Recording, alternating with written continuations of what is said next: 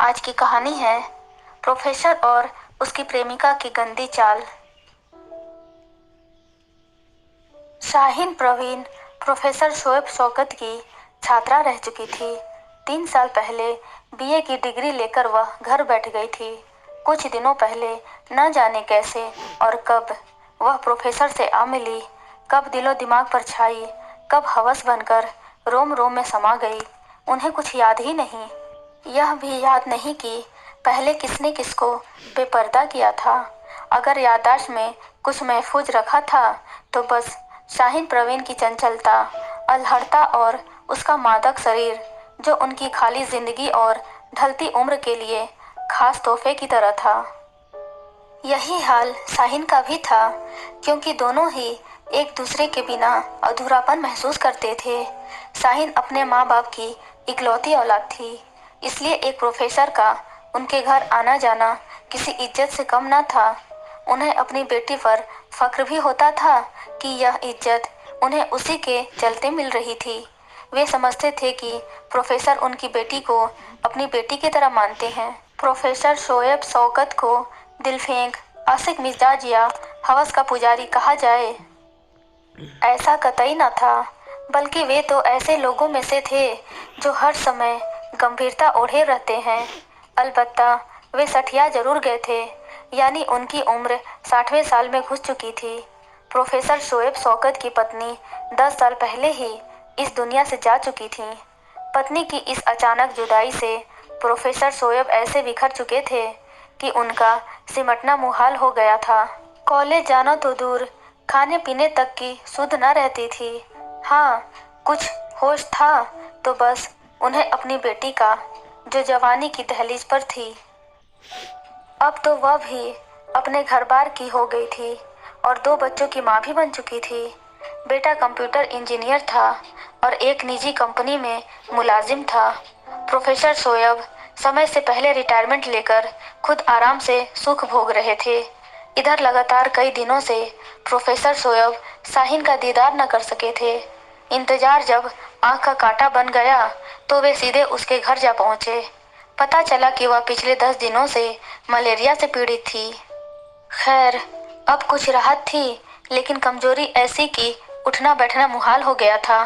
Professor Shoaib जैसे ही शाहीन के bedroom में गए, उन्हें देखते ही शाहीन की निराश आंखें चमक उठीं और बीमार मुरझाया चेहरा खिल गया। इस बीच प्रोफेसर शोएब शाहीन की नब्ज देखने के लिए उस पर झुके थे कि उसने झट उन पर गलबहियां डाल दी और अपने तपते सुलगते होठों को उनके होठों में धंसा दिया। शाहीन के ऐसे बर्ताव से प्रोफेसर शर्मिंदा हो उठे और खुद को उसकी पकड़ से छुड़ाते हुए बोले, प्लीज मौके की नजाकत को समझो। समझ रही हूँ सर कि मम्मी हमारे बीच दीवार बनी हुई है। मैं तो उम्मीद कर रही हूँ कि वे थोड़ी देर के लिए ही सही किसी काम से बाहर चली जाएं और हम एक दूसरे में। शाहीन की पकड़ से छूटकर प्रोफेसर सोफे पर बैठे ही थे कि शाहीन की मम्मी चाय नमकीन लिए कमरे में आ धमकी। यह देख प्रोफेसर का जी धक से हो गया और चेहरे पर हवाइयां उड़ने लगी। वे सोचने लगे कि अगर वे कुछ समय पहले आ जाती तो। बहरहाल चाय की चुस्कियों के दौरान उनमें बातें होने लगीं।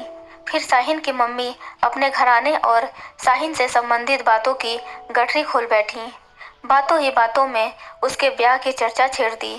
वे कहने लगीं, प्रोफेसर साहब, हम पिछले 3 महीनों से शाहीन के लिए लड़का खोज रहे हैं, पर अच्छे लड़कों का तो जैसे अकाल पड़ा है।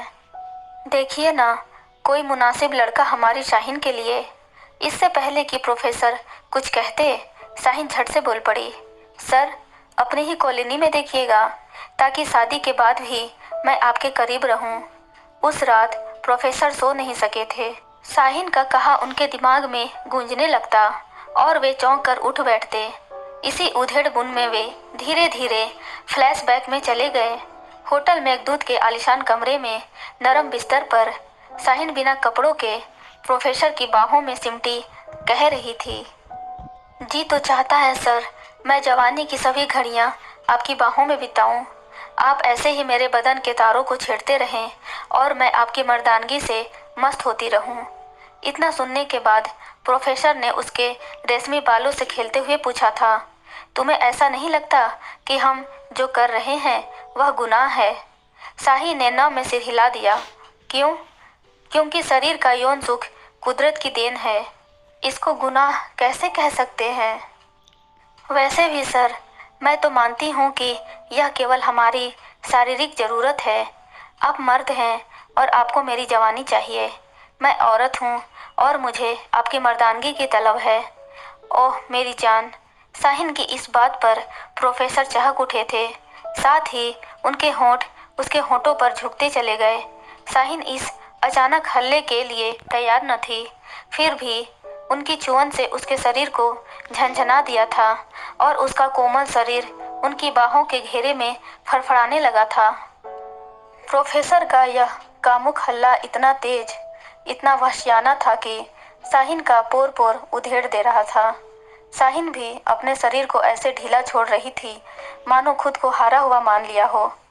कुछ मिनट तक दोनों ऐसे ही बिस्तर पर उधड़े उधड़े बिखरे बिखरे से रहे। फिर किसी तरह शाहीन खुद को अपने में बटोरते समेटते फुसफुसाई, सर, क्या इस उम्र में भी आप में नौजवानों से कहीं ज्यादा मर्दानगी का जोश है? यह सुनकर प्रोफेसर शोएब हैरानी से उसे देखने लगे। हाँ सर, मुझे तो अपने साथी लड़कों से कहीं ज्यादा सुख आपसे मिलता है। लेकिन तुम यह कैसे कह सकती हो? प्रोफेसर की आवाज में बौखलाहट आ गई थी। आजमाया है मैंने, एक दो को नहीं, दसियों को। यानी तुम उनके साथ? बिल्कुल। शायद पहले भी आपसे कह चुकी हूँ कि मेरे लिए जिंदगी मौत का नज़रअंदाज किया हुआ एक पल है, तो क्यों ना मैं हर पल को ज़्यादा से ज़्यादा भोगूं। यह सुनकर प्रोफेसर चौंक उठते हैं और फ्लैशबैक से वापस आ जाते हैं। वे फटी फटी आंखों से शून्य में घूरने लगते हैं और धीरे धीरे वह शून्य सिनेमा के पर्दे में बदल जाता है। उसमें दो धुंधली छाया निकाह कर रही होती है। जैसे जैसे दूल्हे के मुंह से कबूल है की गिनती बढ़ती है, दुल्हन शाहीन का और दूल्हा प्रोफेसर का रूप धर लेता है। उसी पल प्रोफेसर की बेटी अपने दोनों बच्चों की उंगली थामे शाहीन के सामने आ खड़ी होती है और उनका यह सुंदर सपना इस तरह गायब हो जाता है जैसे बिजली गुल होने पर टेलीविजन स्क्रीन से चित्र। सुबह होते ही प्रोफेसर शोएब बिना सोचे समझे शाहीन के घर जा पहुंचे।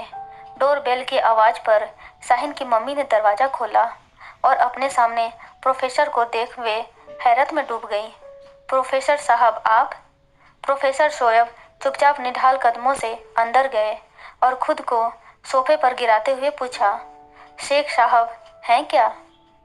वे तो सो रहे हैं, कहते हुए शाहीन की मम्मी ने उनकी आंखों में झांका। अरे आपकी आंखें, लगता है सारी रात आप जागते रहे हैं। हाँ, मैं रात भर शाहीन के निकाह को लेकर उलझा रहा। आपने कहा था ना कि मैं उसके लिए लड़का देखूं, तो देखा आपने? मम्मी जानने के लिए उत्सुक हो गई। कौन है? क्या करता है? मतलब काम? फैमिली बैकग्राउंड क्या है? अजी सुनते हो? उठो जल्दी, देखो प्रोफेसर साहब आए हैं। हमारी बेटी के लिए लड़का देख रखा है इन्होंने। कितना ध्यान रखते हैं हमारी शाहीन का। महान नहीं, खुदा हैं खुदा, शेख साहब ने आते हुए कहा। खुदा तो आप हैं, एक हूर जैसी लड़की के पिता जो हैं। मगर आप दोनों मियाँ बीवी को एतराज़ ना हो तो मैं शाहीन को अपने घर, मतलब मेरे बेटे को तो आप लोग जानते ही हैं। और बस बस, इससे बढ़कर खुशी और क्या हो सकती है हमारे लिए? मिस्टर शेख ने कहा, हमारी शाहीन आपके घर जाएगी तो हमें ऐसा लगेगा जैसे अपने ही घर में है, हमारे साथ। फिर क्या था, आनन फानन बड़े ही धूमधाम से शाहीन प्रोफेसर के बेटे से ब्याह दी गई। वह प्रोफेसर के घर आकर बहुत खुश थी। बेटा भी शाहीन जैसी जीवन साथी पाकर फूला न समाता था। दुल्हनिया को लेकर हनीमून मनाने वह कश्मीर चला गया। प्रोफेसर चाहते हुए भी उसे रोक न सके और भीतर ही भीतर ऐंठ कर रह गए। खैर, दिन तो जैसे तैसे कट गया, पर रात काटे न कटती थी। वे जैसे ही आंखें मूंदते, उन्हें बेटे और बहू का वजूद आपस में ऐसे लिपटा दिखाई देता मानो दोनों एक दूसरे में समा जाना चाहते हों। ऐसे में उन्हें बेवफा महबूबा और बेटा अपना दुश्मन मालूम होने लगते। रह रह कर उन्हें ऐसा भी महसूस होता कि बेटे की मर्दानगी का जोश शाहीन की जवानी की दीवानगी से हार रहा है। बेटे और बहू को हनीमून पर गए 3 दिन बीत चुके थे। इस बीच प्रोफेसर की हालत पतली हो गई थी। घर में होते तो दिमाग पर शाहीन का मादक यौवन छाया रहता या अपने ही बेटे की दुश्मनी में चुपके चुपके सुलगते रहते। उन्हें यह तक ख्याल न आता कि अब उनके और शाहीन के बीच रिश्ते की दीवार खड़ी कर दी गई है। बेटे के संग गठबंधन ने उनसे प्रेमिका से बहू बना दिया है। बहू यानी बेटी। वे अपनी इस चूक पर बस हाथ मलते थे। इन्हीं दिनों उनका एक छात्र किसी काम के चलते उनसे मिलने आया। इधर उधर की बातों के दौरान उसने बताया कि बीकॉम के बाद वह एक मैन पावर कंसल्टेंसी में अकाउंटेंट के तौर पर काम कर रहा है। फिर उसने प्रोफेसर के पूछने पर उस फर्म के काम करने के तरीके के बारे में बताया। उस रात उन्हें काफ़ी सुकून और बहके ख्यालात में ठहराव का एहसास हुआ। ऐसा महसूस होने लगा जैसे उस छात्र की मुलाकात ने उन्हें सांप के कांटे का मंत्र सिखा दिया हो। बेटा और बहू यानी प्रेमिका पूरे 20 दिन बाद हनीमून से लौटे थे। बेटा शाहीन का साथ पाकर बेहद खुश दिखाई दे रहा था। देखने में तो शाहीन भी खुश थी, पर उसकी आंखों से खुशियों की चमक गायब थी। प्रोफेसर की नज़र ने सब कुछ पलक झपकते ही ताड़ लिया था और वे चिंता की गहराइयों में डूब गए थे।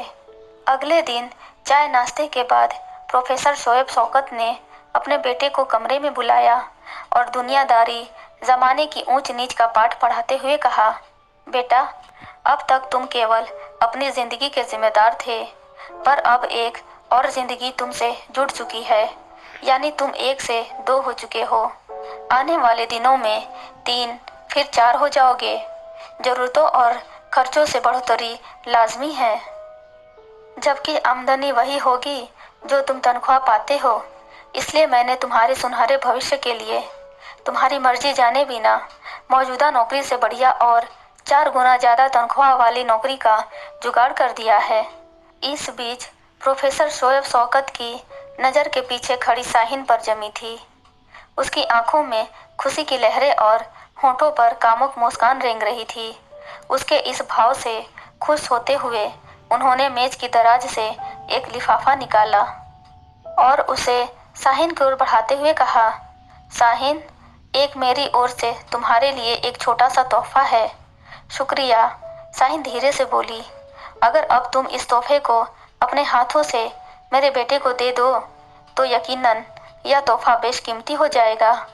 वह उनकी इच्छा भांप गई और एक अदा से लजाते इठलाते हुए उसने लिफाफा शोहर की ओर बढ़ा दिया। बेटे को शाहीन की इस अदा पर प्यार उमड़ आया।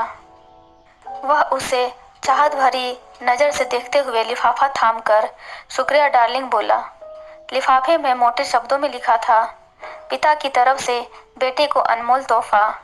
उसमें जो कागज़ था वह बेटे की दुबई में नौकरी का अपॉइंटमेंट लेटर था। साथ में वीज़ा, पासपोर्ट और हवाई जहाज़ की टिकट भी थी। यह पढ़ते ही बेटे के हाथ कांपने लगे। Audio Jungle.